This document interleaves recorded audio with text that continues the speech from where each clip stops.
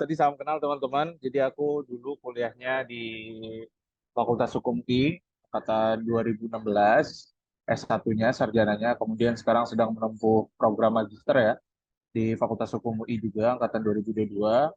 Dulu waktu di kampus ya, pernah menjabat sebagai Ketua Badan Perwakilan Mahasiswa di Fakultas Hukum UI tahun 2019. Itu legislatifnya ya. Kemudian di tahun 2020-nya aku menjabat sebagai Ketua DPM UI atau Dewan Perwakilan Mahasiswa UI di tahun 2020. Dan saat ini sedang bekerja sebagai Project Manager ya, advokasi di salah satu NGO di Indonesia namanya Forum Zakat, seperti itu.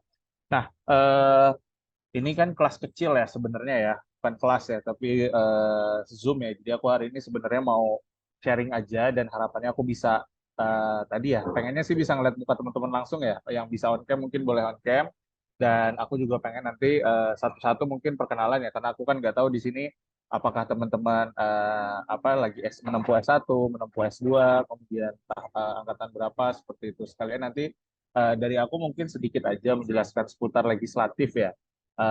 Nanti kita lebih banyak di diskusi dan studi kasus aja mungkin biar lebih spesifik apa yang bisa kita diskusikan dan kita apa namanya bedah seperti itu.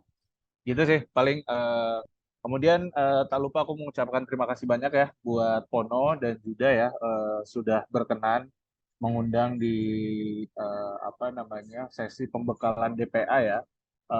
Teman-teman di Rusia nih suatu kesempatan yang cukup langka karena bisa ngobrol dengan teman-teman lintas negara ya.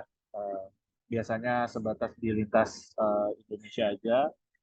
Sekarang bisa bertemu dengan teman-teman di lintas negara yang sesama Indonesia gitu ya. Dan semoga kita bisa bertemu suatu hari di secara offline gitu ya, entah di Indonesia ataupun di sana seperti itu.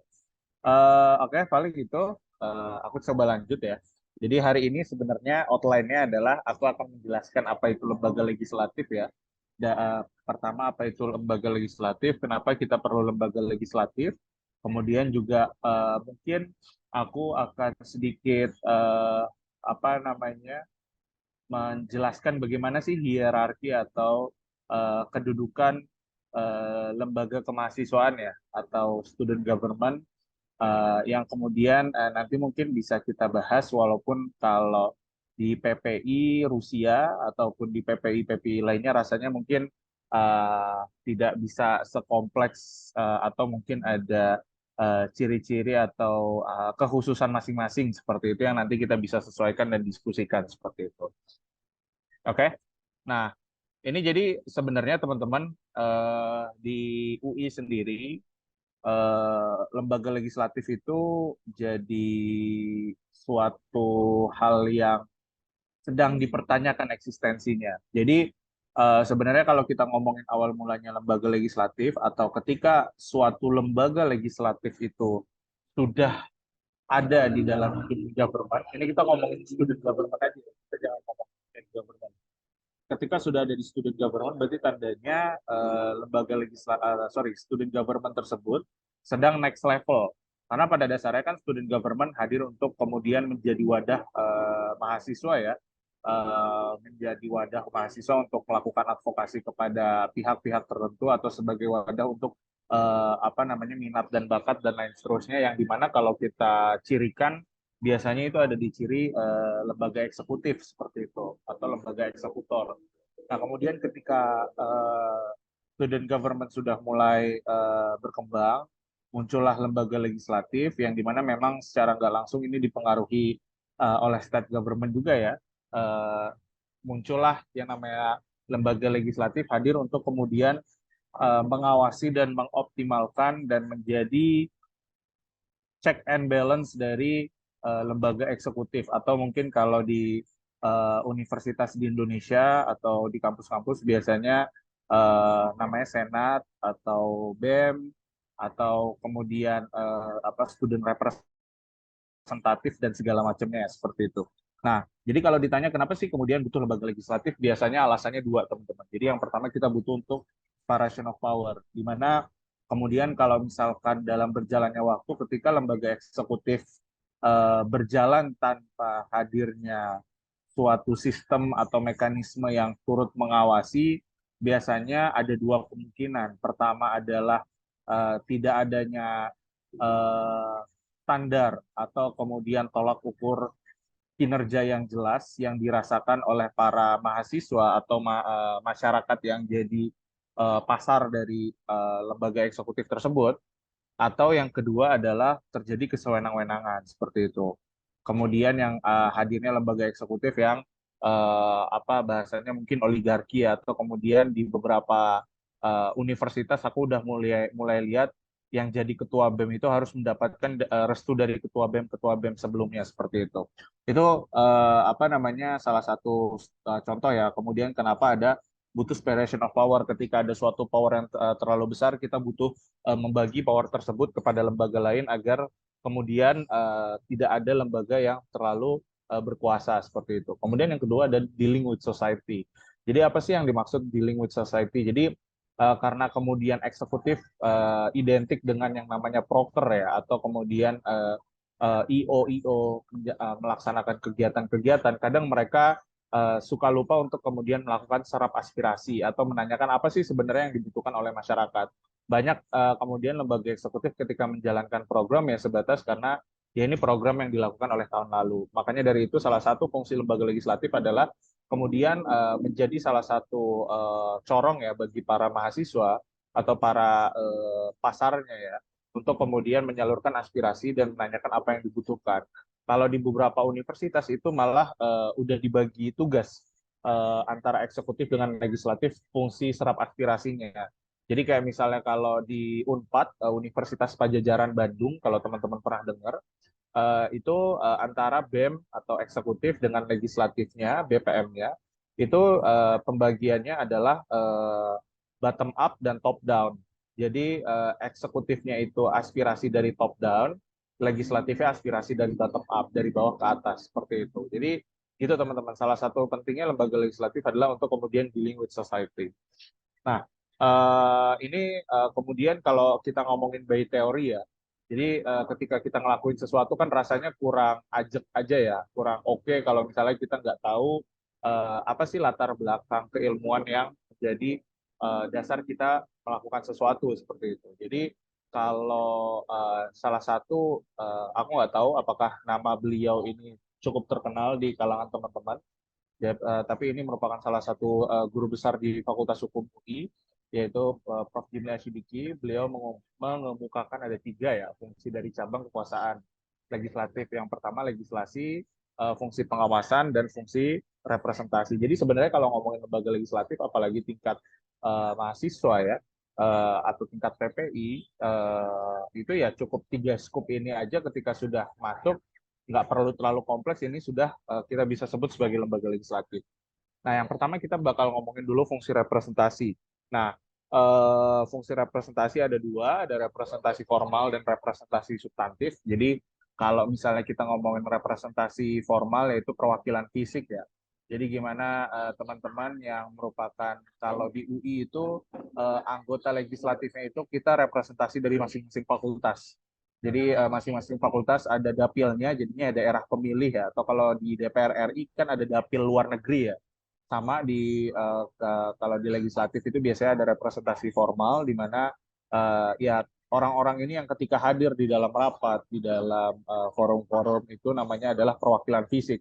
Nah, kalau kita udah ngomongin yang namanya perwakilan menyuarakan aspirasi atau apa namanya melakukan serap aspirasi untuk kemudian disampaikan, itu udah ngomongin yang namanya representasi substantif seperti itu.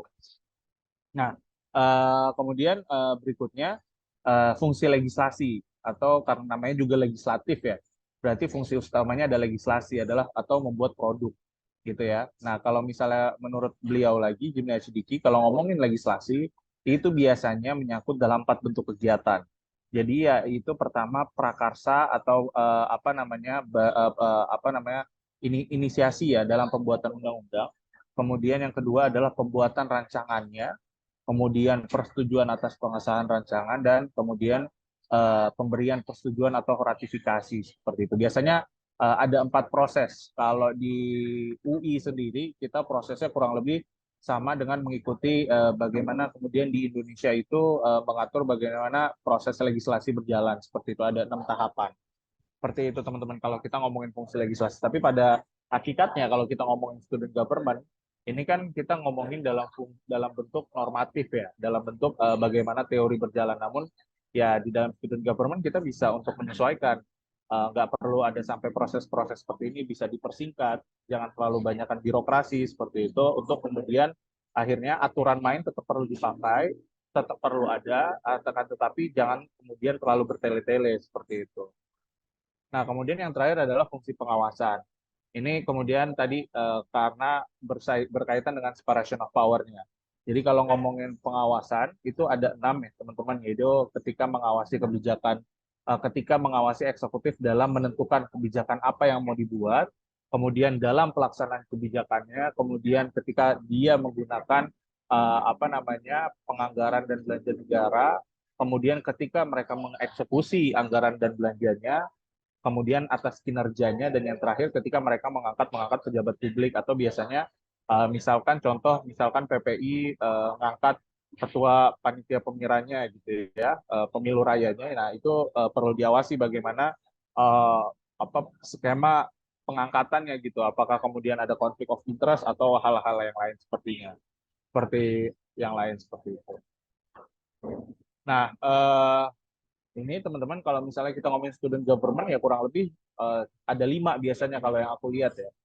Kita akan ngomongin legislasi, pengawasan, yang dimana pengawasan itu sebenarnya satu satu cabang dengan keuangan atau budgeting, kemudian yang berikutnya aspirasi dan representasi yang juga satu cabang seperti itu. Nah, pada dasarnya kalau kita ngomongin jadi lembaga legislatif atau legislator ya teman-teman ya, 5 hal ini perlu kita kita pelajari ya. Di mana aspiratif, agile, kritis, komunikatif, dan partisipatif. Intinya ketika ngomongin legislatif itu kita harus ngomongin yang namanya menjadi representasi atau kemudian menjadi perwakilan. Jangan sampai kemudian yang namanya lembaga legislatif bikin kebijakan atau penentuan suatu peraturan itu ya berdasarkan hasrat pribadi seperti itu teman-teman. Nah ini kurang lebih kalau misalnya di UI ya proses pembentukan peraturan perundang-undangannya. Jadi ada penyusunan, pembahasan, pengesahan, pengundangan, dan penyebarluasan. Nah ini kurang lebih teman-teman ini 6 hal ya yang sering aku selalu bilang kalau lagi ngisi di lembaga-lembaga legislatif, pelatihan lembaga legislatif, bahwa 6 hal ini harus penting untuk kemudian diperhatikan. Yang pertama, seringkali lembaga legislatif itu tumpul dalam membuat produk legislasi ya. Tumpulnya kenapa? Karena bingung dalam menentukan skala prioritas.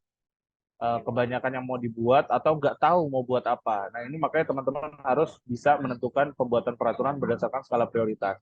Kemudian yang berikutnya adalah harus melakukan penyerapan aspirasi karena tidak ada peraturan tanpa aspirasi seperti itu teman-teman. Kemudian yang berikutnya adalah ketika dalam membentuk peraturan harus melibatkan keluarga mahasiswa atau libatkan entitas yang menjadi pasar atau kemudian dari tadi aku nyebutnya pasar ya atau kemudian menjadi market dari produk hukum yang atau peraturan yang akan berlaku seperti itu ya. Kemudian berikutnya terbuka tapi tidak telanjang, yang dimana teman-teman harus bisa menampakkan keterbukaan terhadap publik tapi tidak seluruhnya dibuka seperti itu. Kemudian yang berikutnya stakeholder mapping, teman-teman harus tahu siapa yang harus dirangkul, siapa yang harus diajak kolaborasi, dan siapa yang harus dimusuhi ya, harus jadi musuh bersama. Dan yang terakhir adalah buat timeline dan pembagian kerja seperti itu. Nah, kemudian yang terakhir teman-teman, ini aku coba sedikit menggambarkan bagaimana student government di UI dan fakultasnya berjalan ya. Jadi kita punya yang namanya UUD IKM UI, itu yang paling atas, kita dinaungi oleh Undang-Undang Dasar tersebut, di mana di dalam UUD IKM UI disebutkan ada 6 lembaga tinggi kemahasiswaan, yang dimana mereka sejajar dan masing-masing memiliki fungsi yang berbeda. Yang pertama adalah Kongres Mahasiswa. Kongres Mahasiswa ini mungkin kalau kita ibaratkan di Indonesia itu seperti Majelis Permusyawaratan Rakyat ya, MPR ya. Jadi di sini nanti jadi forum di mana ketua-ketua lembaga di UI dan di fakultas berkumpul untuk membahas isu-isu penting. Nah, kemudian yang kedua adalah DPM UI. DPM UI ini adalah lembaga legislatifnya, kemudian ada BEM UI, ini lembaga legislatifnya, kemudian ada Majelis Wali Amanat UI, itu sebagai lembaga eksekutif, kemudian ada Mahkamah Mahasiswa UI sebagai yudikatif atau lembaga peradilannya, dan yang terakhir adalah BAKUI, Badan Audit Keuangan UI. Ini juga salah satu lembaga yang bertugas untuk mengaudit keuangan dari lembaga-lembaga kemahasiswaan yang ada di UI. Nah, kita menyebut diri kita sebagai anggota IKM UI atau anggota Ikatan Keluarga Mahasiswa UI, yang dimana hubungan antara UI dan fakultas bersifat ordinat atau tidak ada atasan dan bawahan, sebatas koordinasi aja seperti itu. Nah, mungkin itu teman-teman yang bisa aku sharing ya, singkat aja sebagai pemantik. Kurang lebih tadi 15 menit ya aku paparkan. Dari aku itu kurang lebihnya mohon maaf. Assalamualaikum warahmatullahi wabarakatuh. Silahkan teman-teman kalau ada yang mau ditanyakan. Terima kasih Mas Fauzi. Boleh teman-teman ada yang ingin bertanya ke Mas Fauzi terkait dengan cara legislasi dan lain-lain mungkin. Mungkin dari aku karena kita dikit juga tadi aku pengen minta pendapat Sebelum satu-satu ya. sesi tanya jawab, aku mau sesi kenalan dulu dong, karena aku tadi udah kenalin diri. Boleh, Boleh kenalan satu-satu. boleh dari mungkin dari Mas Radia dulu mungkin. Halo Mas Fauzi, aku nama aku Radia, aku dari TOM sekarang lagi menjalankan studi S1 jurusan Landscape Arsitektur dan aku menjabat sebagai DPA Permira TOMS. Kasih Mas. Oke, lanjut ke Mbak Alifah.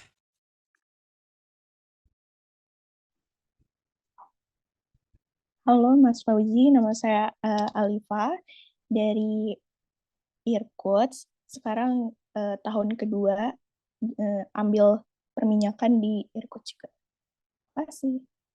Kasih langsung. Kalau Alifah S1 juga, apa S2? Alifah S1 apa S2 ya Alifah? Ambil S1, Kak. Oh, S1. Iya. Oke, boleh Siap, ke siap. Gina. Halo, aku Astagina dari Yekaterinburg. Sekarang lagi ngambil S1 Nanoteknologi di tahun kedua. Oke, mantap. Kalau ke Tiro, Halo, perkenalkan nama aku Tiro, asalnya dari Permira Selatan, tepatnya dari kota Rostov-on-Don namanya. Sama kayak Juda. Sekarang lagi ambil manajemen di Southern Federal University dengan tahun ketiga sekarang, semester 5 berarti. S1 juga. S1 ya. Oh, kayaknya S1 semua di sini ya? ya satu semua. Iya, Kak. Nah, silahkan Ya, Mas ya, ya, ya. Gratio untuk kenalan diri. Waduh, ini dia ada dengkotnya nih. Oh iya, salam kenal semuanya. Minta maaf baru datang tadi kan apa namanya? Bentar lagi Rusia mau pemilu kan, habis rapat partai pemilu di Rusia, jadi Respect. mau menangin Putin. Mau menangin Putin lagi kah? Iya, mau menangin Putin lagi. Jadinya agak telat. Iya, salam kenal semuanya. Saya Gracio, saya advokasi. Saya mantan kepala Departemen Advokasi Pemira dan juga ini salah satu inisiator bersama Mas Pono melakukan upgrading ini untuk teman-teman dari DPA. Karena ya melihat umur DPA yang baru dan juga perlu ada sedikit kegiatan ya, karena kemarin itu kan nggak ada kegiatan internal DPA sendiri, makanya kami menyisipkan program ini gitu. Alhamdulillah, walaupun belum ideal sekali tapi sudah bisa dilaksanakan. Kurang lebih seperti itu. Terima kasih semuanya. Terima kasih. Mungkin boleh dari advokasi tahun ini kan Mas Gratio dari advokasi tahun kemarin, dari advokasi tahun Ya, ini. silakan Kezia, Rafda. silakan. Rafda lagi izin, jadi diwakilin sama Kezia sebagai anggota. Izin lagi ada Halo kesibukan. Kak Fauzi, nama aku Kizia dan aku dikasih kesempatan untuk bergabung ke Departemen Advokasi tahun ini. Dan sekarang aku lagi studi Podfak di Moskow. Untuk tahun depan ambil S1 Hukum di Moskow juga. Studi apa, sorry? Studi apa? Lagi studi Podfak sekarang. Itu apa tuh? Persiapan, fakultas Oh, persiapannya. Jadi belajar bahasa ah, gitu-gitu. Itu udah semua. oke. Thank you teman-teman. Salam kenal ya. Jadi silakan Pono kalau ada yang. Berarti bentar. Mana kepengurusan tahun ini baik DPA maupun Pemira maupun advokasi siapa aja berarti yang tahun ini gitu. Kecuali Mas Pono sama Mas Gratio. Semuanya tahun ini. Oh, oke, oke. Lanjut, Juda. Oke, boleh. Pertanyaan pertama dari kita balik dari apa deh? Dari Gina dulu deh, boleh. Ada pertanyaan atau apa gitu? Cara cara legislasi mungkin, cara nentuin skala prioritas mungkin atau apa? Boleh. Gina? Sejauh ini aku masih belum ada pertanyaan sih. Cukup clear. Boleh. Aku sebenarnya jujur malah seneng ya kalau nggak ada pertanyaan, berarti kan sebenarnya udah pada Jelas. mantep gitu. Jelas. Yoi. Oke, oke. Boleh lanjut ke Alifa mungkin?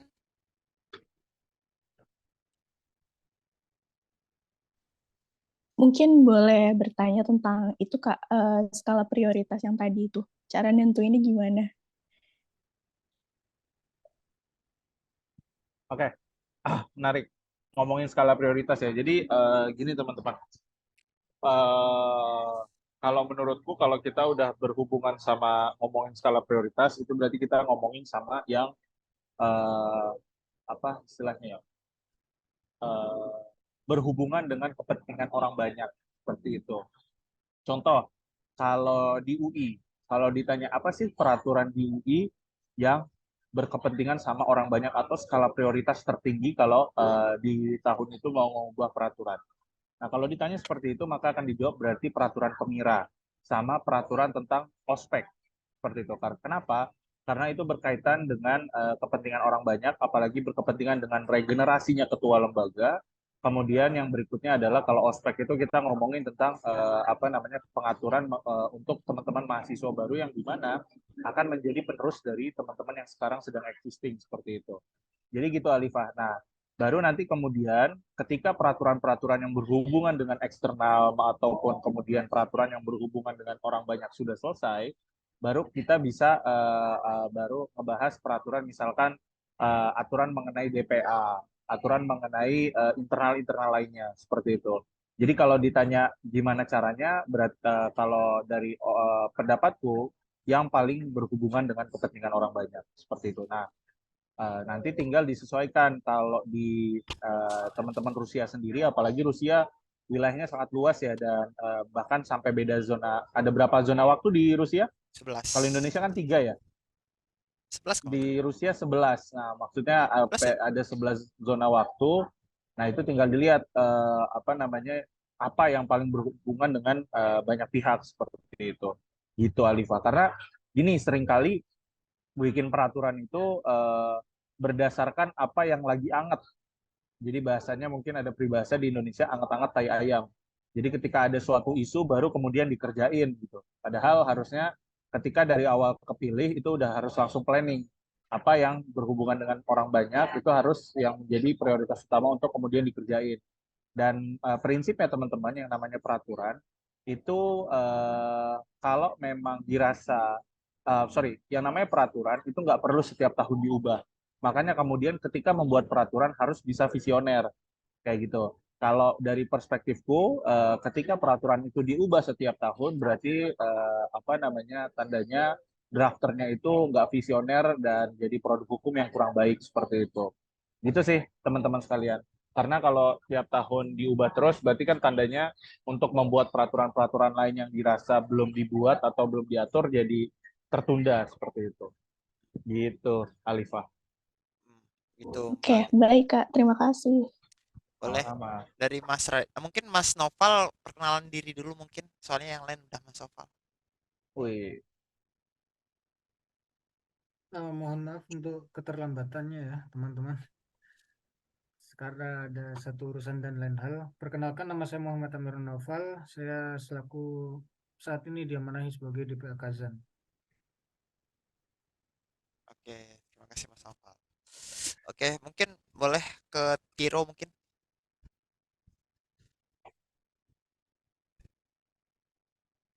Halo, untuk saat ini aku belum punya pertanyaan juga sih. Oke, mantap.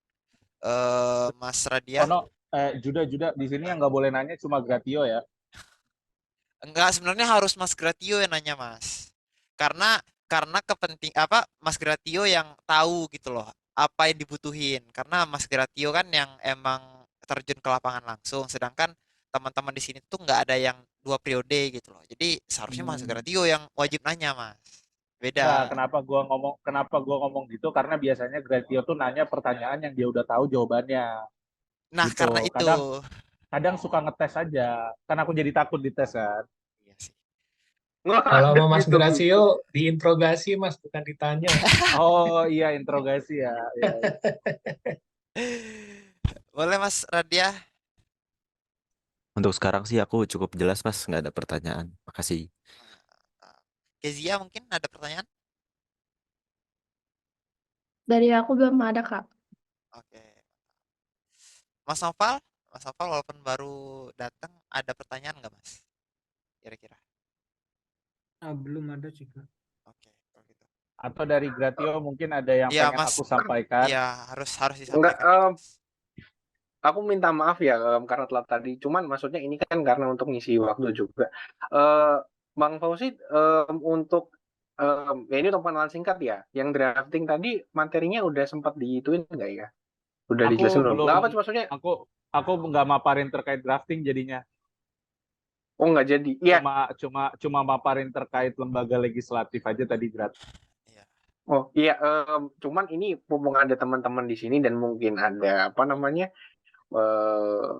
Mumpung ada waktu karena kan ada yang baru datang nih, yang nggak apa-apa Bang, minta dikit aja gitu loh mengenai tips dan trik drafting sama ya tadi kalau ada pengawasan dan itu anggaran dikit gitu aja gitu karena terkait fungsinya itu dikit aja gitu loh, untuk memantik diskusinya sama teman-teman aja gitu karena kan ada yang baru datang. Mas Noval tuh kan sementara PLT ketua juga baru datang itu kurang lebih. Makasih Jadi sebelumnya. jadi ngomongin ini nih legislatif drafting nih Grat.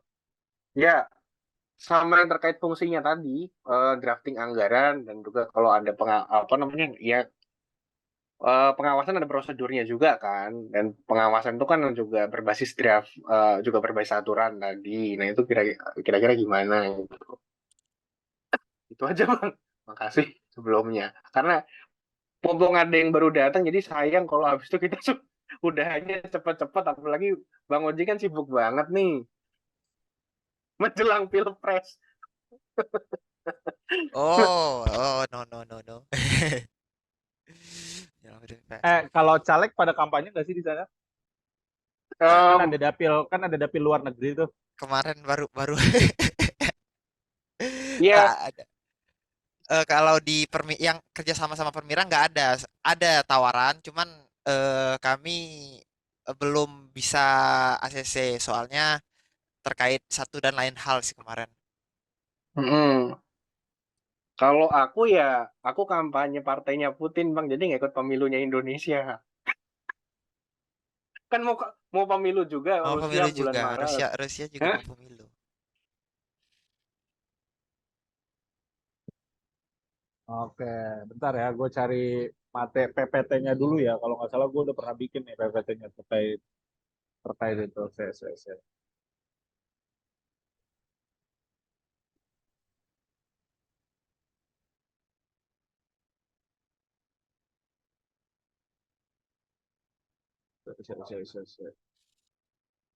Kalian kukirimin materi yang tadi kali ya. Boleh. Udah aku kirim ke grup ya, teman-teman. Grat. Mana Gratio? Grat. Mas Gratio. Wah, dipanggil Putin. Mas. Halo Mas Gratio. Udah balik belum? Oke, teman-teman, paling gini ya. Aku ada materi nih seputar rancang peraturan. Gimana sih cara bikin peraturan ya? Nah, aku sebelumnya mau nanya dulu ke teman-teman sekalian. Ada yang udah pernah bikin peraturan atau belum? Dari teman-teman yang baru atau sedang menjabat nih. Kalau dari saya belum pernah ada pengalaman, Kak. Oke. Panggilannya apa nih? Noval ya? Atau Amir? Novel. Noval ya? Oke. Kezia udah pernah bikin peraturan sebelumnya? Belum pernah, Kak. Oke. Gina? Belum pernah. Oke. Kalau Alifah, Belum pernah, Kak. Radia, Belum pernah, Kak. ya. Kalau Pemira KSK siapa ini ya? Itu Alia. Itu Oh, Alia. KSK-nya. Ya. Alia gimana? Oke. Pernah nggak? Belum. Belum ya. Kalau Mhm. Tiro, Ini peraturan untuk permira atau secara umum maksudnya? peraturan secara umum. Pernah, kalau secara umum. Nice. Secara umum pernah ya? Gak apa, aku cuma mau nanya pernah atau belum pernah aja. Nah, Judah Belum, belum, gimana? belum. Belum ya? Oke, gua nggak usah tanya Pono sama Gatio karena udah nggak ngejabat ya. Jadi teman-teman, ini aku ada satu PowerPoint ya. Ini aku kasih dulu ya teman-teman ya. Jadi aku kan kuliah di Fakultas Hukum. Tadi siapa yang mau Fakultas Hukum juga ya? Kezia ya kalau nggak Kezia, salah ya. Kezia. Nah, jadi di Fakultas Hukum itu ada salah satu mata kuliah yang namanya Legislative Drafting. Itu dia 3 SKS. Jadi aku belajarnya 3 SKS dan itu baru teori. Jadi 3 SKS baru teori. Terus ada mata kuliah lanjutannya namanya PPN, Praktek Perancangan Peraturan. Oh ya, sorry, P3, Praktek Perancangan Peraturan. Itu 3 SKS lagi. Jadi 6 SKS. Dan jadi kadang aku kalau misalnya diminta ngisi apa namanya ngomongin legislative drafting, itu berarti aku diminta untuk ngisi penjelasin tentang 6 SKS dalam waktu satu sesi gitu ya. Nah, untuk yang sesi sekarang aku coba langsung apa namanya spesifik ngomongin teknisnya aja. Ini sebagai prolog ya teman-teman ya. Jadi aku akan spesifik ngomongin teknisnya aja, gimana cara bikin peraturan, apa namanya ketentuannya, dan lagi-lagi ketentuan bikin peraturan ini didasarkan dari Undang-Undang Nomor 12 Tahun 2011, di mana di Indonesia dasar hukum dalam pembentukan peraturan perundang-undangannya itu dari undang-undang tersebut. Dan kalau di UI sendiri kebetulan kita ngikutin cara mereka di Indonesia bagaimana dalam proses perumusannya karena kan kita percaya kami percaya teman-teman yang di UI kalau misalnya student government itu adalah proses kita belajar dalam bernegara seperti itu ya makanya kemudian ketika bikin proses peraturannya juga kita coba untuk ngikutin dari apa namanya bagaimana di Indonesia membuat peraturan seperti itu jadi ini aku mau ngejelasin teknis bikin peraturan perspektifnya adalah peraturan Undang-Undang Nomor 12 Tahun 2011 yang dimana biasanya aku kalau ngisi sekalian sama latihan bikin peraturan. Cuma karena ini kita waktunya terlalu singkat, aku akan jelasin teknisnya aja dan nanti bisa aku akan share PPT-nya yang secara full. Nanti teman-teman bisa pelajari atau baca-baca barangkali ada waktu karena aku tahu banget teman-teman kan pasti udah untuk belajar ujian Rusianya aja udah ribet banget ya kalau nggak salah ya banyak yang nggak lulus bahkan siapa anaknya Fadlizon atau Fahri Hamzah aja katanya nggak lulus kan ya kalau nggak salah ya pernah denger ya di Rusia juga nggak lulus ya. Saking susahnya. Oke, itu ya teman-teman ya sebagai prolog ya. Jadi aku harap teman-teman mungkin boleh sedikit fokus sama aku karena kan teman-teman on apa off cam nih. Aku minta sedikit fokus ngedengerin penjelasan aku kurang lebih apa namanya 10 sampai 20 menit ya 20 menit lah terkait materi tersebut seperti itu. Ya, aku share screen ya. Oh, anaknya Anis Mata. Siap, siap, siap, siap. Sorry, salah berarti. Bukan anaknya Fadlizon atau Fahri Hamzah ya. Sorry, sorry. Udah masuk teman-teman? Udah. Oke. Sip ya. Aku akan sedikit ngejelasin teman-teman. Jadi kita akan ngomongin teknik pembentukan peraturan. Nah, jadi kita akan mulai dari yang namanya penggunaan bahasa teman-teman. Jadi aku selalu memandang dalam pembuatan produk hukum itu kayak sebenarnya lagi bikin buku. Jadi teman-teman itu bercerita kepada para pembaca yang dimana dibagi alurnya bab 1, bab 2, bab 3 sesuai dengan alur yang enak dengan tujuan untuk mencerdaskan dan membuat yang baca paham. Seperti itu. Makanya dari itu yang namanya bahasa itu jadi penting sekali. Jadi kita akan start dari penggunaan bahasa. Nah, aku nggak tahu nih kalian di peraturan perundang-undang, sorry kalau di Rusia, di PPI Rusia dan DPR Rusia itu kalian kalau bikin produk hukum pakai bahasa Indonesia, Inggris atau Rusia aku nggak tahu, cuma yang Bahasa pasti Indonesia. oh bahasa Indonesia, oke. Yang pasti oke, bahasa Indonesia ya. Jadi kita akan mulai dengan penggunaan bahasa. Nah, jadi teman-teman, ketika kita bikin peraturan itu harus tunduk pada kaidah tata bahasa Indonesia yang baik, EBI, atau mungkin sekarang namanya tuh apa namanya, KBBI, seperti itu. Jadi teman-teman harus menggunakan kalimat-kalimat yang memang ada di KBBI, seperti itu. Yang kedua adalah ketika menggunakan bahasa itu harus lugas dan pasti untuk menghindari kesamaan arti atau kerancuan. Kemudian hemat hanya kata yang diperlukan saja yang dipakai, jadi nggak usah bertele-tele. Kemudian objektif dan menekan rasa subjektif, membakukan makna kata. Jadi ketika bikin peraturan itu pakai kata-kata yang baku, ungkapan atau istilah yang digunakan secara konsisten. Jadi ketika di awal ngomong A, di bawah itu harus ngomong A terus bahasanya, jangan diganti-ganti gitu. Jadi tujuannya apa? Ketika di atas sudah ngomong A, di bawah itu penggunaan kata ya, bukan kalimat ya, penggunaan katanya tetap A juga seperti itu. Nah, kemudian memberikan definisi atau batasan pengertian secara cermat. Ini penting banget teman-teman. Kenapa penting? Karena sesimpel kayak kita ngomongin hari. Jadi kan sering banget tuh kalau kita bikin peraturan itu pasti berhubungan erat sama yang kalau kita ngomongin hari ya. Atau kalau di Pemira, batas pengumpulan berkas bagi calon ketua maksimal 7 hari. Sedangkan kalau di Indonesia, yang namanya hari itu kita harus sepakati dulu. Ini hari kerja atau hari aja. Kalau hari kerja itu berarti cuma Senin sampai Jumat dan tanggal merah tidak dihitung. Ya, kalau misalnya hari aja berarti Senin sampai Minggu dan kalau ada tanggal merah dihitung. Nah, itu penting banget tuh teman-teman. Itu sepele terlihatnya. Cuma kadang apa namanya? Kita kadang suka lupa gitu. Atau kalau sesimpel kalau di Indonesia, kalau di undang-undang tentang pemilu kita ngomongin yang namanya tinta, itu tuh tinta harus yang berwarna ungu.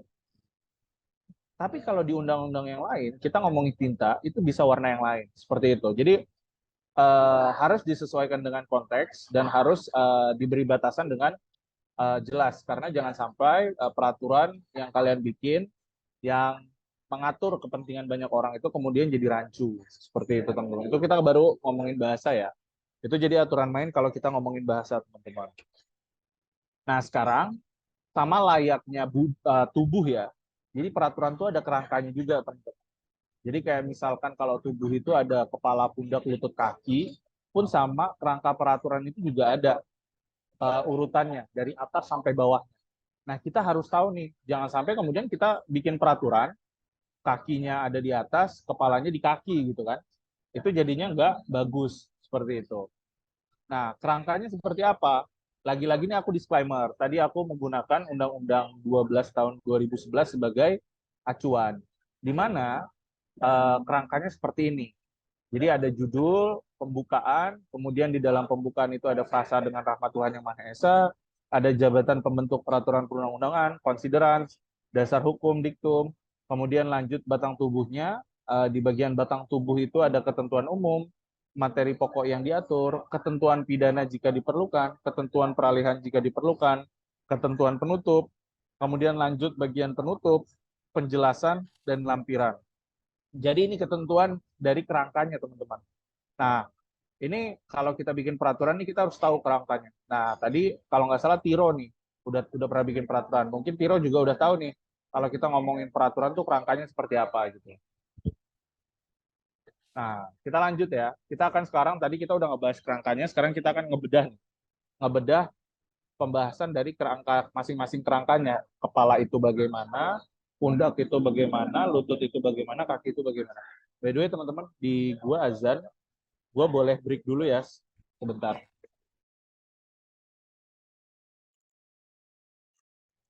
Oke, aku lanjut ya, teman-teman ya. Sekarang kita lanjut ke pembahasan kerangka peraturan. Nah, kita mulai tadi bagian pertama adalah judul. Jadi teman-teman, kalau kita ngomongin judul ya, jadi judul peraturan perundang-undangan itu ditulisnya pakai huruf kapital. Nah, kemudian diletakkan di tengah margin tanpa diakhiri tanda baca. Nah, juga penting dicatat tidak boleh ditambah dengan singkatan atau akronim. Contohnya gimana? Contohnya kayak gini. Undang-Undang Republik Indonesia, ini taruh tengah-tengah ya, enter nomor 29 tahun 2014, enter pencarian dan pertolongan. Jadi pemenggalannya dibikin enak, dan kemudian tidak boleh ada akronim atau singkatan. Seperti itu teman-teman. Itu kita kalau kita ngomongin judul ya. Nah, itu yang pertama judul. Nah, kemudian kita masuk ke bagian berikutnya, yaitu pembukaan. Nah, kalau di bagian pembukaan itu biasanya ada istilah frasa dengan rahmat Tuhan Yang Maha Esa. Karena kebetulan kita negara yang menganut ya terkait hal tersebut, makanya kemudian ketika di pembukaan mencoba untuk melibatkan Tuhan. Jadi ada frasa dengan rahmat Tuhan Yang Maha Esa, serta dilanjut dengan jabatan pembentuk peraturan perundang-undangannya. Siapa nih yang bikin? DPA kah? Atau kemudian PPI kah? Seperti itu. Jadi harus ditulis. Nah, itu kita baru ngomongin judul dan pembukaan, teman-teman.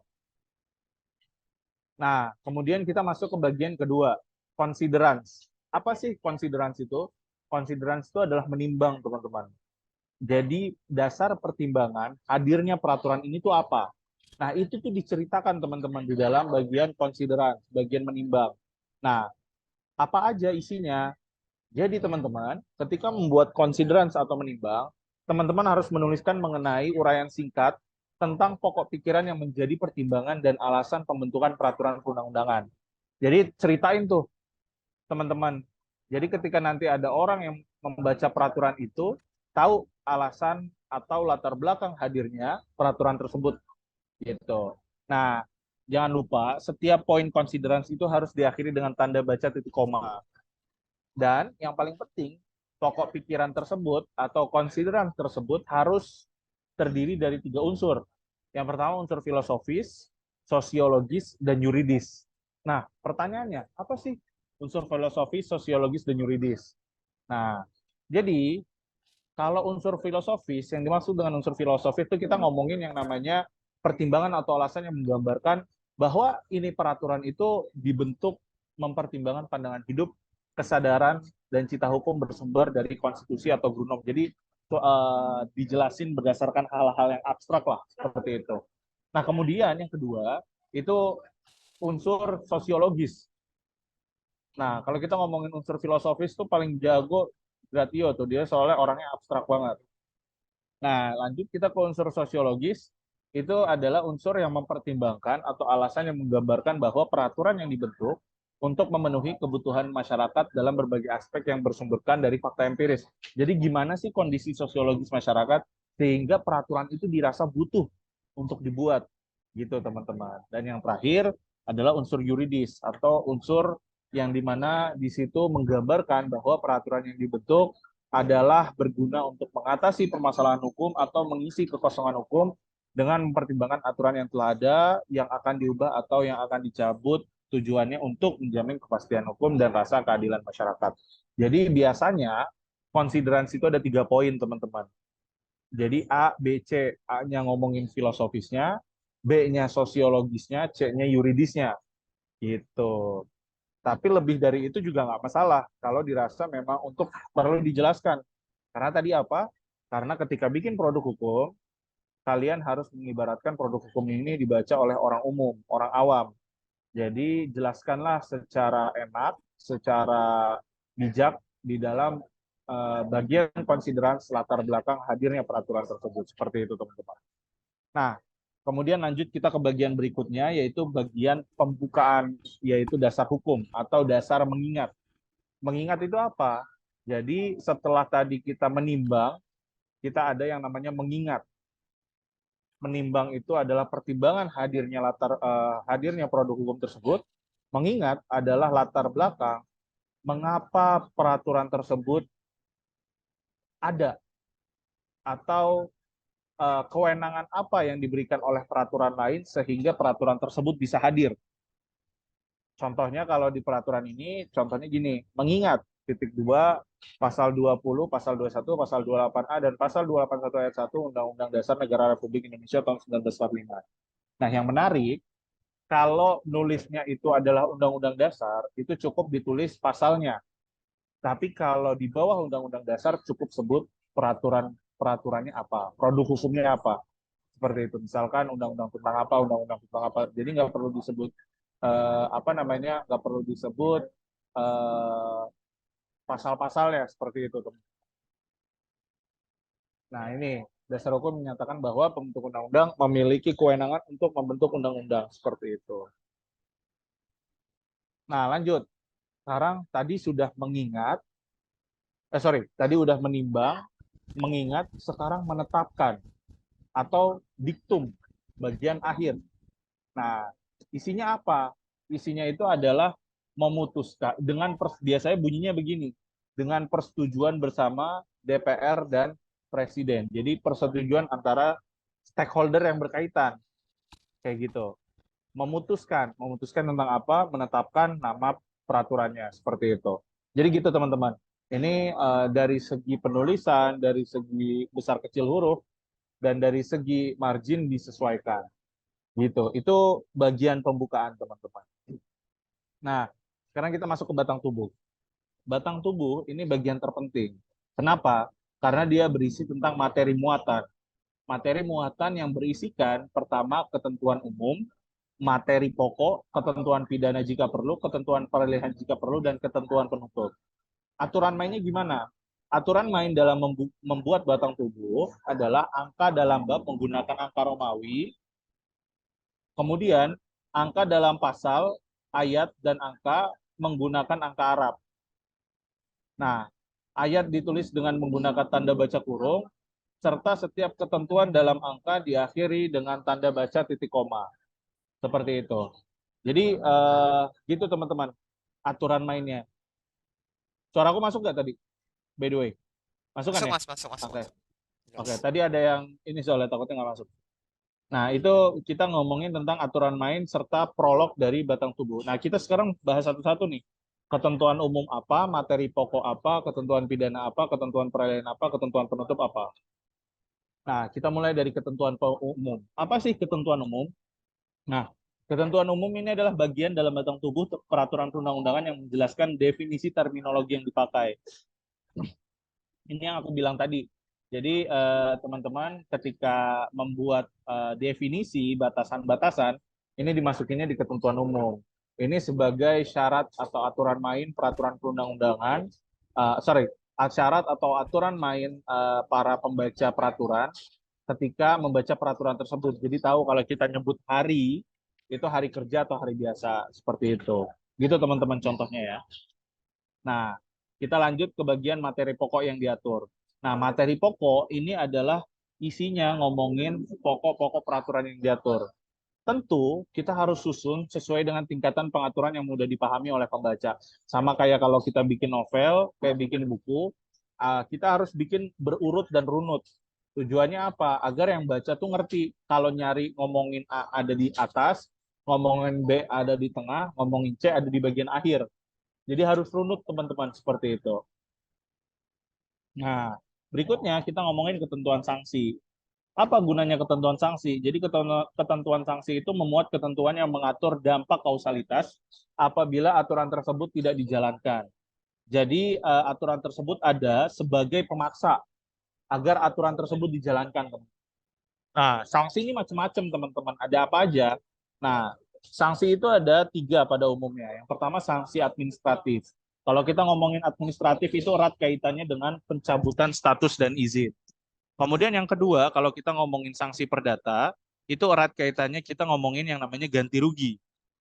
Yang terakhir, kalau kita ngomongin sanksi pidana, itu erat kaitannya dengan penjara, seperti itu. Atau denda. Nah, kayak gitu ya teman-teman ya. Jadi nanti tinggal disesuaikan mau pakai sanksi atau tidak. Kalau mau pakai sanksi, sanksi mana yang mau dipakai? Cuma kan nggak mungkin kalau di lingkup mahasiswa kita ada sanksi pidana atau khususnya penjara kan. Kayak gitu. Jadi biasanya seringkali yang dipakai adalah sanksi administratif atau sanksi perdata seperti itu. Nah, kemudian teman-teman, ketentuan peralihan. Apa itu ketentuan peralihan? Ini ketentuan peralihan penting banget. Kenapa?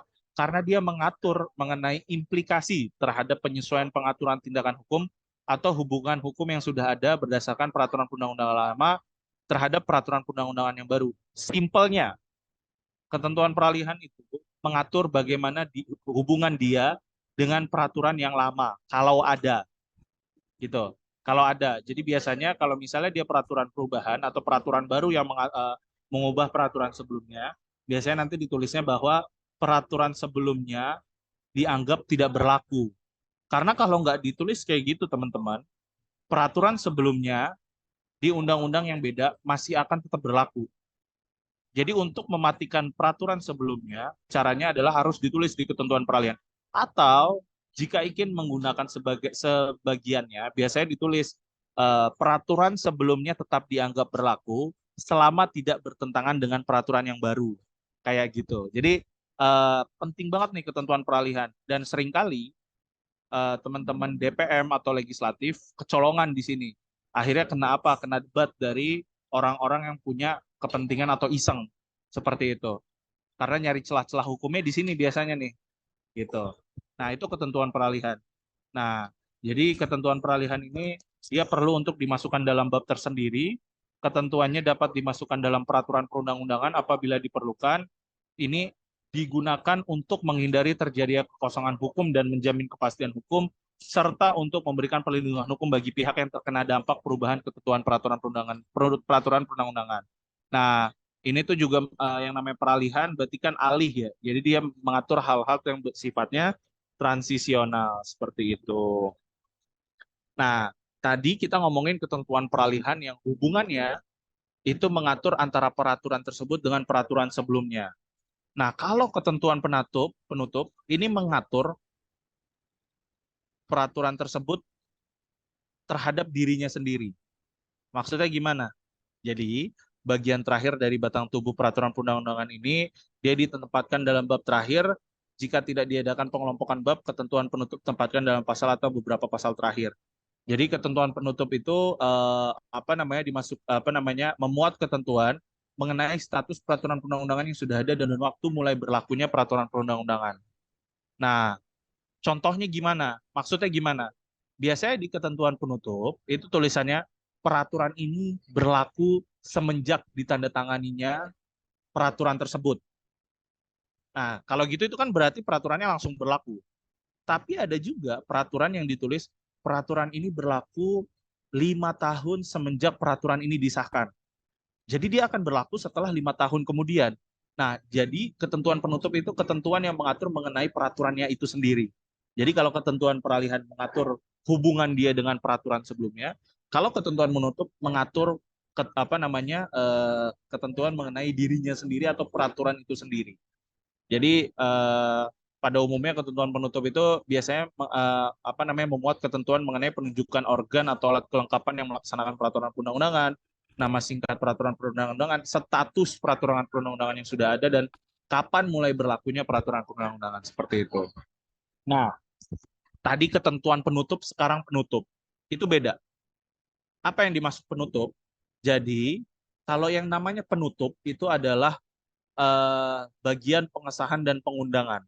Apa bedanya pengesahan dan pengundangan? Pengesahan ini berfungsi sebagai tanda bahwa peraturan tersebut sudah disahkan oleh lembaga tertinggi dari suatu lembaga. Jadi kalau eksekutif berarti disahkannya sama presiden. Kalau DPR berarti disahkannya sama ketua DPR. Nah, terus pengundangan itu apa? Kalau pengundangan fungsinya sebagai tanda bahwa peraturan tersebut sudah dimasukkan ke dalam kompilasi peraturan negara dan dianggap semua warga mengetahui akan hal tersebut dan peraturan tersebut sudah berlaku saat itu juga. Biasanya bagian-bagian kalau diundangkan itu yang ngurusin itu bagian, kalau di eksekutif bagian Menteri Hukum dan HAM, atau kalau di legislatif itu bagian baleknya seperti itu. Jadi punya bagiannya masing-masing.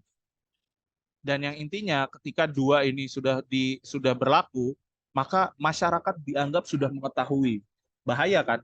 Padahal makanya di situ perlu yang namanya sosialisasi, teman-teman. Karena sadisnya seperti itu di Indonesia ini, kalau ada peraturan berlaku, dia langsung dianggap semua masyarakat mengetahuinya dan konsekuensinya langsung berjalan saat itu juga, seperti itu. Nah, kemudian bagian berikutnya itu penjelasan. Ini opsional, bisa ada, bisa enggak. Jadi dapat dilampirkan dalam peraturan perundang-undangan, memuat mengenai penjelasan norma-norma dalam batang tubuh peraturan perundang-undangan yang dirasa belum jelas seperti itu. Nah, kemudian ada lagi lampiran. Lampiran itu isinya mengenai konten pelengkap dari undang-undang tersebut. Contohnya misalnya foto, lirik lagu, dan semacamnya yang tidak dimasukkan dalam peraturan. Intinya kayak lampiran lah, seperti itu. Nah, mungkin itu teman-teman yang bisa aku sampaikan ya. Apa namanya? Terkait praktik pembentukan peraturan perundang-undangan. Selamat sudah menyelesaikan 3 SKS ya, teman-teman ya. Jadi apa namanya ya tadi tetap aja menurutku nggak lengkap rasanya kalau teman-teman belajar tapi nggak langsung praktek ya. Jadi dalam artian baiknya sih mungkin langsung bisa trial and error bikin produk hukum dan nanti mungkin bisa diperiksa sama abang kita, Bang Gratio gitu kan. Karena kalau di kampus juga ya gitu, kita ujiannya disuruh bikin peraturan dan tulis tangan. Kenapa tulis tangan? Biar nyantol ke otak gitu. Karena kalau di apa di laptop kan bisa copy paste gitu. Nah, gitu sih teman-teman yang bisa saya sampaikan ya. Mungkin itu yang bisa aku sampaikan teman-teman. Kurang lebihnya mohon maaf. Assalamualaikum warahmatullahi wabarakatuh. Silahkan kalau ada yang mau didiskusikan. Oke, terima kasih Mas Fauzi atas pemaparannya. Boleh teman-teman ada yang ingin bertanya mungkin tentang legalisasi drafting ya?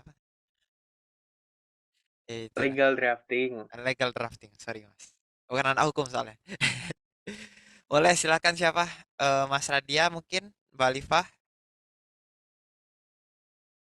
Gina, Thomas Noval, Kezia, Tiro. Mungkin emang perlu apa sih? Perlu satu sesi khusus buat praktek langsung gitu. Jadi lebih nempel di otak sih.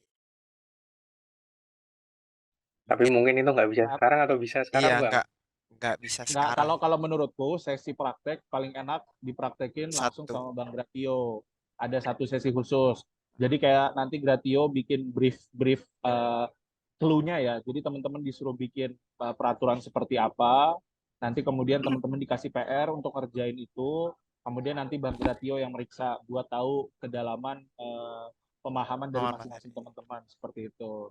Gitu sih kalau gue ya, kalau gue boleh nyaranin ya. Jadi kenapa gue prefer sama Gratio? Karena yang tahu konteksnya terkait kebutuhan di sana itu Gratio, bukan gue. Kalau gue mungkin cukup ngedeliver ilmu yang sebenarnya Gratio pun juga punya ilmunya seperti itu. Cuman entah kenapa gue yang disuruh ngisi gitu. Iya, aku mau nambahin sedikit tadi karena udah disinggung Bang Hoji mengenai konteks pemilihan tadi.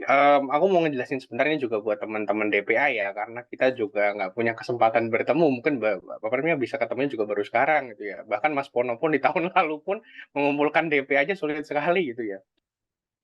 Jadi gini, banyak teman-teman atau mungkin Yuda pun berpikir kenapa kok harus ada DPA? DPA hanya menghalangi kekuasaan atau bukan menghalangi kekuasaan ya, hanya menghalangi kinerja atau segala macam. Itu pemikiran seperti itu hampir di seluruh PPI dunia itu ada pemikiran seperti itu.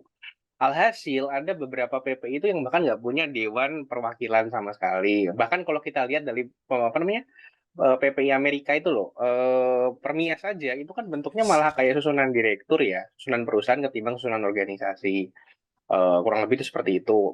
Ada yang di beberapa PPI Timur Tengah itu bahkan bentuknya kayak kerajaan itu ada juga gitu loh. Tapi umumnya nggak punya DPA. Nah, tapi kenapa habis itu ada DPA di dalam Pemira? Seringkali ini kita bicara soal masalah ya, bukan hanya bicara supaya ngikut-ikutan. Dalam menyelesaikan masalah yang ada di organisasi itu kan menyamakan asas kekeluargaan dengan sistem kekeluargaan, dengan struktur kekeluargaan bahkan itu sampai ada orang pacaran jadi ketua wakil pernah dulu ada periode seperti itu. Ketika ada masalah-masalah yang ada di organisasi seperti misalkan masalah formal ada keuangan, ada masalah hubungan eksternal sama organisasi lain kerjasama dan juga ada masalah pengaturan apa namanya wilayah itu semua akhirnya ya hanya cuma musyawarah tapi nggak ada hasilnya gitu loh, hanya kesepakatan musyawarah tadi itu yang dijadikan acuan sehingga ya ketika sudah ganti pengurus ya itu jadi masalah lagi dan itu sering kali gitu loh, 20 tahun hampir nggak ada perkembangan. Makanya tetap 3 tahun yang lalu dibentuklah DPA itu supaya bisa mengawasi kinerja pengurus sekaligus bisa membentuk peraturan-peraturan yang jadi acuan organisasi untuk jangka panjang gitu. Tapi ya memang karena 3 tahun itu ada dinamika tertentu itu masih belum optimal. Bahkan teman-teman kalau perlu tahu ya, kita itu sudah menyiapkan semua. Tadi kalau Bang Oji bilang ada forum, ada sosialisasi sudah disiapkan, tetapi di zamannya Mas Pono aja sudah disiapkan sebaik itu juga belum optimal, malah nggak ada. Akhirnya di Kepemira itu yang prakteknya terjadi penetapan peraturan selama beberapa tahun terakhir jadi kayak diktator, semuanya dari pengurus, semua dari pengurus, dan yang akhirnya DPA itu karena nggak ada orangnya, saking nggak ada orangnya mungkin hanya Mas Pono dan waktu Mas Iqbal sendiri tersisa ya hanya mengiyakan semua yang diiyakan pengurus, tapi itu kan penting sebenarnya kaitannya, misalnya tentang keuangan Pemira, tentang kerjasama Pemira tadi itu yang udah ditetapkan, bahkan ya tentang regenerasi. Perlu diketahui di Pemira itu bahkan pemilunya nggak ada peraturannya dulu. Nah itu baru ditetapkan kemarin dan itu pun ya sifatnya sepihak tadi itu. Makanya ini kita di sini dalam usaha untuk mengoptimalkan DPA. Tapi percayalah kenapa harus ada fungsi pengawasan tadi itu supaya pengawasnya juga fungsinya independen, nggak anggota itu ketika menyalurkan aspirasi itu ada wadahnya dan juga wadahnya tadi bisa memberikan solusi yang terbaik gitu dalam bentuk bukan hanya cuman omong-omong ya, apa namanya, bukan hanya bentuk omongan tapi juga dalam bentuk peraturan langsung seperti itu ya, tapi ini memang masih belum. Enggak Mas ada jangan hubungannya sama itu. Enggak ada hubungannya sama itu. Jangan mempolitisasi lah gara-gara debat tuh. Nggak, hanya berbentuk omongan aja, tapi langsung dalam berbentuk peraturan ya, tapi itu memang belum optimal. Makanya ini kami juga dalam berusaha untuk mengoptimalkan DPA. Ya fungsi pengawasan itu bukannya cuma kita temuin dalam tadi ya fungsi pemerintah, enggak juga. Dalam perusahaan itu kan ada dewan komisaris. Dalam koperasi kan juga ada pengurus koperasi, apa namanya, pengawas koperasi itu ada juga, yayasan juga ada pengawas yayasan. Jadi fungsi pengawasan itu ada semua, tapi kan karena kita bentuknya sebagai organisasi masyarakat, organisasi mahasiswa ya bentuknya itu DPA tadi, Dewan Perwakilan Anggota. Makanya tadi karena untuk fungsi pengawasan ada fungsi anggaran sama fungsi legislasi, makanya itu semua juga ditetapkan dalam dalam satu peraturan tertentu. Nah ini makanya kita tuh mengoptimalkan tuh seperti itu gitu loh. Ya, semua ada dinamikanya. Kalau tadi ada yang PPI tidak ada pengawasnya, tadi juga ada masalah tertentu juga, gitu. Ada pengawasnya segala macam. Dan ya kita, kalau kita bilang dalam PPI dibanding seluruh PPI yang ada di dunia sekarang, yang ada di dunia loh ya, semua primer pelajar Indonesia yang punya peraturan, yang punya DPA yang jumlah DPA terbanyak ya cuma Pemira doang. Gitu. Jadi walaupun Rusia negaranya seperti itu, gitu ya, tapi relatif organisasi kita secara apa namanya, struktur dan sistem itu demokratis walaupun kejadiannya diktator tadi gitu ya. Dalam praktek di lapangan tapi semua perangkatnya itu udah ada dan itu diatur dalam aturan. Jadi ya teman-teman di sini bukan cuma belajar mengelola organisasi, bisa belajar juga berpolitik, bisa juga belajar tadi itu berekonomi dan segala macam itu sebagai wadahnya ada. Hanya tadi karena kinerjanya kadang-kadang teman-teman itu males, ngilang, dan juga kadang-kadang juga nggak semangat Pemira gitu. Apa sih yang dikerjain Pemira karena nggak tahu caranya, makanya seringkali juga banyak yang nggak optimal. Begitu. Ini harusnya teman-teman DPA yang nanggapin lah. Ini karena eh, aku mengerti semua peraturannya karena ya 2 tahun terakhir ini dua tahun terakhir Kak, ini di advokasi yang malah lebih sibuk ngurus peraturan itu ketimbang teman-teman DPA. Makanya kan nggak enak aku sama Mas Pono sama Mas Novel harusnya. Kurang lebih gitu. Jadi jangan jangan bilang bahwa DPA itu istilahnya apa ya, menghalang-halangi terus habis itu jadi oposisi dan lain, nggak ada hal seperti itu gitu loh. Karena semuanya sudah berbasis fungsi peraturan tadi begitu. Makasih Mas Gratio atas penjelasan pemaparan singkat. Hmm. Nah, jadi gimana teman-teman DPA? Karena emang aku kan di sini sebagai apa ya, fasilitator doang. Kami Permira sebagai fasilitator doang di sini. Ini forum teman-teman, silakan berpendapat, silakan sampaikan argumen teman-teman. Oh ya, Yuda tadi itu sebagai ketua itu juga bukan fasilitator karena ketua juga bisa bikin peraturan. Hanya yang Iya, mengesahkan itu tetap ya. ya. Ya, Iya, jadi tapi kan partisipator juga. bukan maksud tuh hari ini kan aku Iya, sebagai apa? iya, Kan sekalian gitu. Maka iya. yang hadir di sini kan udah ada dari advokasinya. Mhm. Ya. Itu sedikit penjelasannya ya. Kenapa DPA itu masih tetap perlu ke depan seperti itu.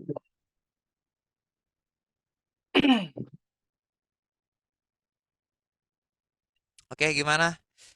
Dari siapa? Dari Gina mungkin? Dari Mas Noval? Cukup jelas atau cukup tidak jelas? Halo Mas Noval. Mungkin Mas Radia mungkin. Dari aku belum ada tanggapan sih. Makasih juga buat Mas Gratio tadi atas pemaparannya. Mbak Alifa. Kalau dari aku pemaparannya udah cukup jelas, Kak. Oke. Tiro. Aku juga cukup jelas. Tidak ada Gina. pertanyaan. Cukup jelas, Kak. Oke. Boleh itu nggak? Boleh di-share nggak itu PPT-nya yang tadi? Iya, iya. Biar ntar abis ini bisa dipelajarin lagi. Dikaji lagi. Oke deh kalau gitu mungkin rata-rata udah jelas sih Mas Fauzi. Terima kasih banyak buat hari ini. Kita masuk ke sesi penyerahan apa dulu mungkin? Penyerahan sertifikat dulu mungkin. Mm.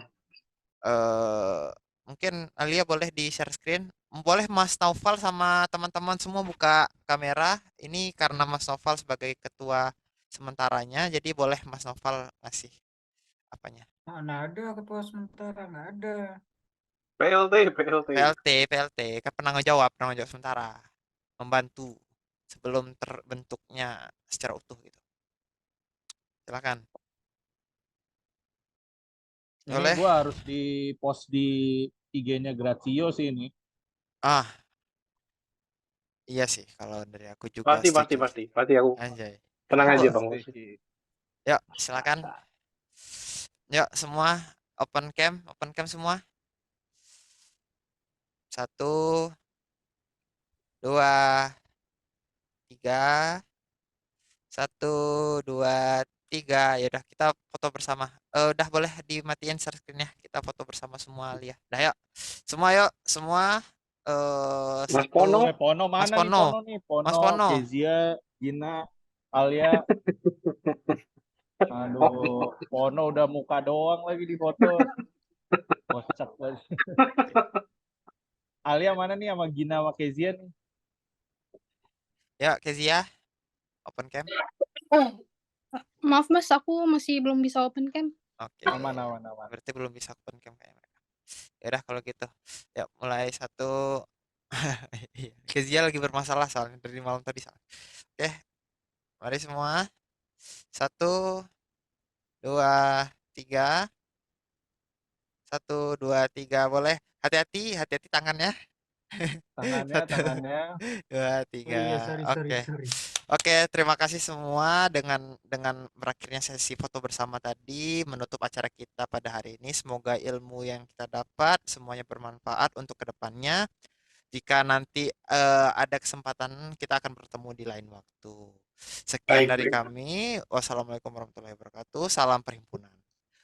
Kezia apa dulu ya? Stay dulu ya, bentar. Makasih banyak loh Bang Makasih Oji. semua. Makasih Mas Fauzi. sama-sama. Makasih banyak. Makasih ya Mas Fauzi. Maaf mengganggu waktu kencannya loh. Oh. Bingung.